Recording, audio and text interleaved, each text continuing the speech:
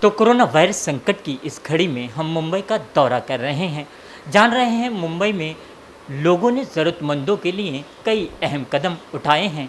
आज हम पहुंचे हैं वार्ड क्रमांक 83 में, जहां पर हम विष्णु सरोदे जी से मुलाकात करेंगे और जानेंगे उनके द्वारा, उनके माध्यम से क्या अहम भूमिकाएं कोरोना वायरस संकट की इस घड़ी में निभाई गई हैं। बता दें कि विष्णु सरोदे जी युवा कांग्रेस के उत्तर मध्य मुंबई के जिला अध्यक्ष भी रह चुके हैं। आज भले ही उनका पद न हो, लेकिन आज भी उनकी भूमिकाएं ज़रूरतमंदों के लिए बड़ी रही हैं। सर, सबसे पहले तो हमारे चैनल में आपका स्वागत है। धन्यवाद। क्या कहना चाहेंगे सर, कोरोना वायरस संकट की घड़ी चल रही थी और ऐसे में आप लगातार ज़रूरतमंदों के साथ बने हुए थे, ज़रूरतमंदों को मदद करते हुए नज़र आए थे। कोरोना वायरस जो बीमारी आई हुई है, लगता नहीं था कि पूरी इतनी 3-4 महीने यहाँ पे रुकेगी और आने वाले दिन भी शायद उसका समय लगेगा। जब इसके बारे में पता चला और गवर्नमेंट ने कहा कि मास्क लगाना ज़रूरी है, तो सबसे पहले मैंने मेरे संस्था की तरफ से 10,000 मास्क बनाए और स्थानिक जो महिलाएं थी यहाँ पे, उनको ही उनकी सिलाई के लिए दिया। तो जैसे कि उन्होंने 4 रुपया एक सिलाई एक मास्क बनाने का लिया, कपड़ा लाके उनको दिया, तो उनको एक रोज़गार भी मिल गया लॉकडाउन में और उन्होंने मुझे 10,000 के आसपास मास्क बना के दिए। मैंने अपनी जितने भी विभाग में विले पार्ले विभाग लगता है, पूरा विले पार्ले विभाग में जहाँ जहाँ कोशिश हो सके उतनी हम लोग ने 10,000 मास्क बाँटे। उसके बाद में जैसे जैसे दिन निकलते गए, लोगों को जॉब नहीं था, पता चला कि आने वाले दिन में मतलब इसको वक्त लगेगा, तो किसी की सैलरी नहीं हुई।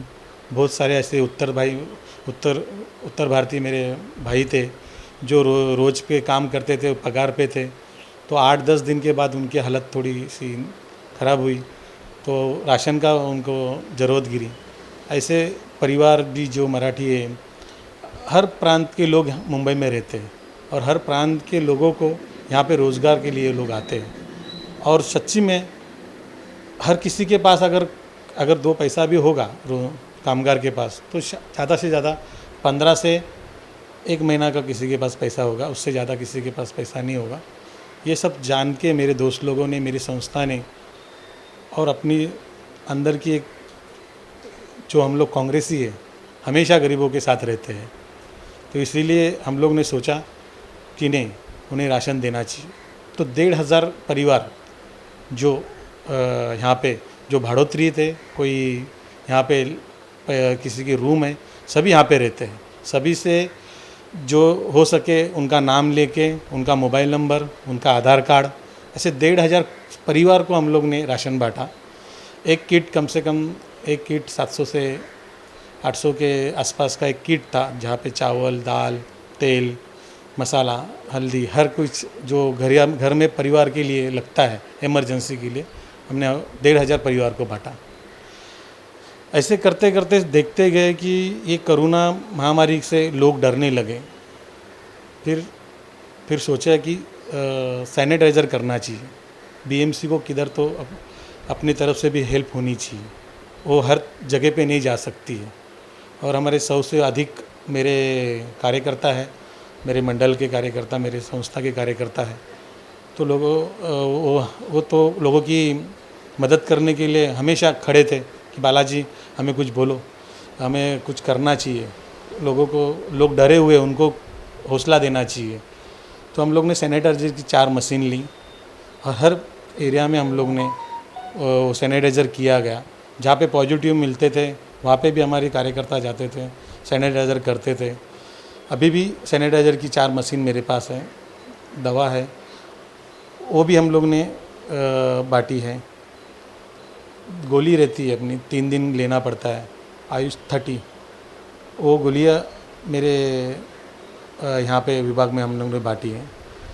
ऐसे हर एक चीज़ जो ज़रूरतमंद इस कोरोना के महामारी में लोगों को लगी, वो देने की कोशिश, एक छोटी सी कोशिश मेरी तरफ से करने की मैंने पूरी तहे दिल से ईमानदारी से करने की कोशिश की है। बस क्या कहना चाहेंगे, तेजी से कोरोना वायरस बढ़ रहा था मुंबई शहर महाराष्ट्र की बात करें तो देश भर में सबसे ज़्यादा महाराष्ट्र में और मुंबई में कोरोना वायरस के शिकार लोग हुए थे। ऐसे में तेजी से बढ़ते आंकड़े डरा रहे थे, ये बात तो आपने सही कही है। लेकिन अगर वार्ड की बात करें, वार्ड क्रमांक 83 की, उसमें आपका बड़ा काम रहा है, बड़ा योगदान रहा है ज़रूरतमंदों के लिए। वार्ड के क्या हालात रहे हैं? मुझे इस वार्ड में 32 ईयर्स हुए हैं और ये वार्ड नहीं, ये मेरा परिवार है। तो इसीलिए इस परिवार के जो महामारी जिस तरह से होने लगे, लोगों के चेहरे पे दर्द दिखने लग गया, तो दिल में तो एक अलग भावना जागी। और मदद तो पहले से ही, बचपन से ही है ही कि मदद कुछ ना कुछ करनी चाहिए, हम लोग करते ही है। अब मेरे पीछे भी मेरे विभाग में आप मेरे बारे में बात करोगे तो आपको पता चलेगा, मैं बोल के उतना ये नहीं है। तो हम लोग ने अपनी मदद की है।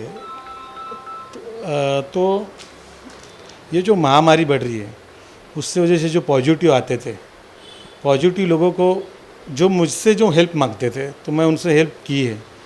मुझसे भी अगर ज़्यादा हेल्प अगर तकलीफ़ होती तो मैंने यहाँ की स्थानिक नगर सेविका विनी डिसोजा है, उनको भी मुझसे भी हेल्प मांगी है। उन्होंने भी मुझे तुरंत मेरे एक फ़ोन से हर किधर मदद होती तो उन्होंने की है।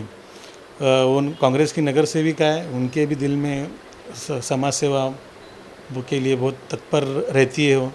तो मैंने हमेशा उनको भी फ़ोन किया, तो उन्होंने भी हॉस्पिटल में जिधर भी मदद होती है, बीएमसी में मदद होती है, उन्होंने मेरे हर कॉल का जवाब उन्होंने दिया है और मदद की है। उसके बाद और जो पॉजिटिव मिलते हैं, उनके परिवार को जो क्वारंटाइन किया जाता है, कहाँ पे स्कूल में किया कि होटल में किया, तो 14 दिन जहाँ वहाँ पे रहते हैं, तो जब जाते तो अचानक वो अपने बेचारे कपड़ा लेके जाते हैं, गलती से ब्रश बोलो, साबन बोलो, ऐसी छोटी मोटी चीज़ भी भूल जाते हैं। और फिर बच्चे लोग रहते हैं, तो मैंने उनको उनके तरफ तक दूध बोलो, बिस्किट बोलो, फ्रूट बोलो, हर जो 14 दिन वहाँ पे बीएमसी से जो खाना आता था वो उनको खाना पड़ता था। तो कुछ उनको अलग कुछ चाहिए तो मैं उनको मेरे कांटेक्ट में रखता था। ऐसे मैंने 60-50 परिवार के आसपास लोगों को फ्रूट, दूध, साबन, ब्रश ऐसे भी मैंने वहाँ पे उनको, जब वो क्वारंटाइन 14 दिन थे तो दिए और उनको हौसला दिया कि ये जो बीमारी है ये जानलेवा नहीं है, इससे अपन कवर हो सकते हैं। 10-15 दिन का जो तकलीफ़ है उससे अपन हो जाएगा। आपका परिवार अगर मेरा कोई सदस्य एडमिट है तो उसको हौसला दो, आप डरो मत, उसके सामने आप डर के बात मत करो, वो डरना नहीं चाहिए, उसको हौसला दो।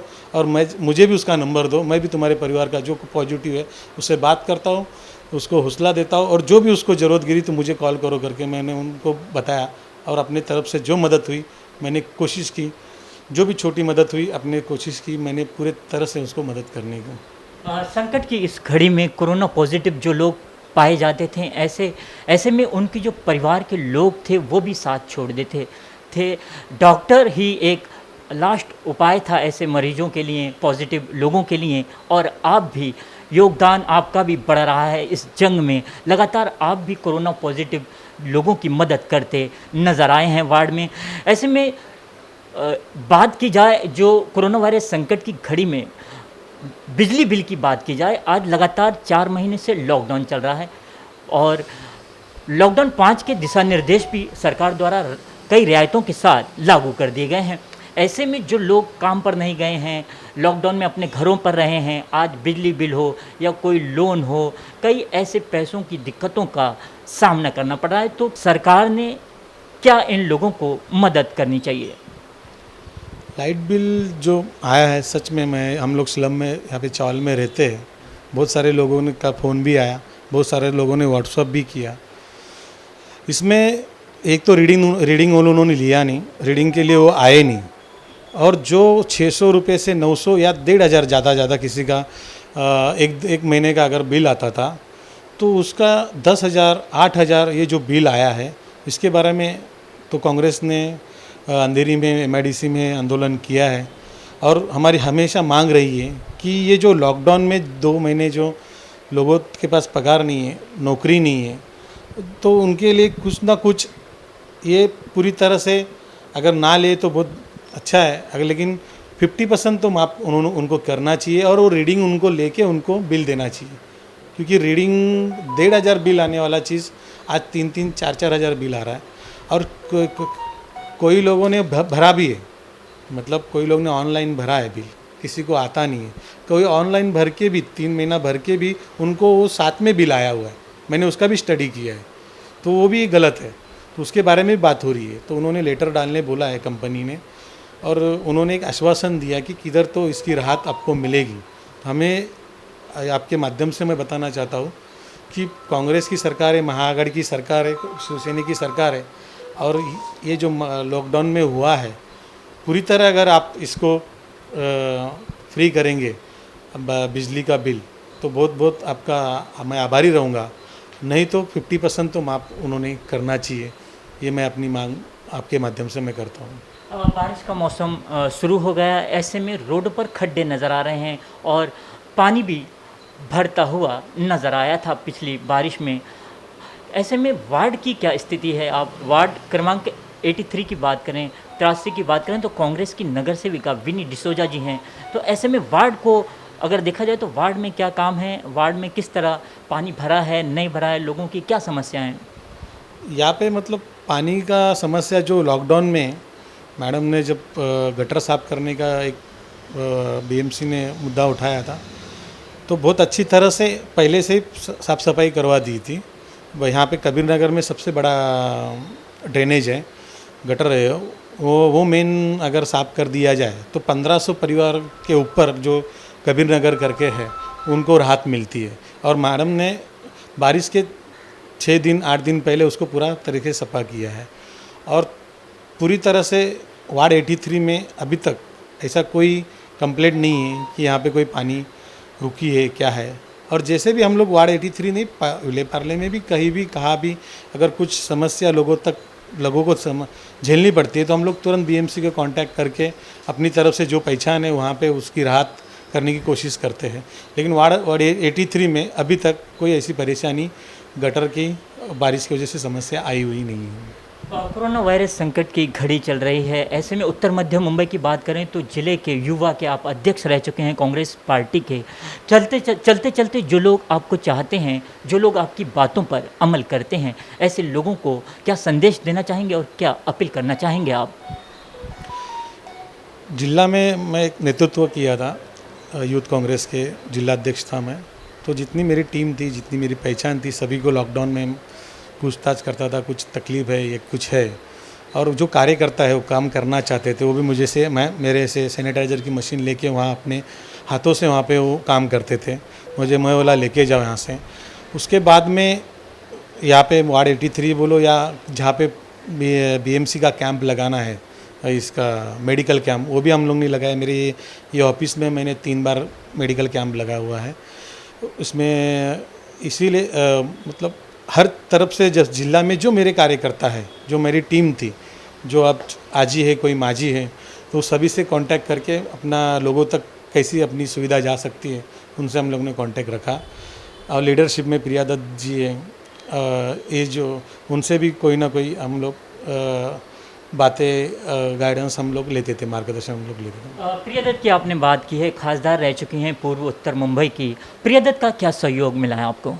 प्रिया दत्त ने सबसे पहले लॉकडाउन में सरकार को, महाराष्ट्र सरकार को सीएम फंड में 25 लाख का योगदान उन्होंने किया, उन्हें मदद की। उसके बाद में उनका मेडिकल कैंप है, नरगिस दस उनका फाउंडेशन है, ट्रस्ट है, उसकी तरफ से भी वो मदद, हर जगह पे मेडिकल कैंप लगाना, उनकी तरह उन राशन देना। और आदिवासी लोगों के ऊपर उनका ज़्यादा पालघर की तरफ से ध्यान है। उनको जहाँ तक हम तो शहर में रहते तो आप किसी की तरफ हम लोग पहुँच जाएंगे, ग्रामीण में पालघर की तरफ वो जो कार्यकर्ता वहाँ पहुँच नहीं सकता है, वहाँ पे दीदी प्रिया दत्त जी गई हुए काम किया है।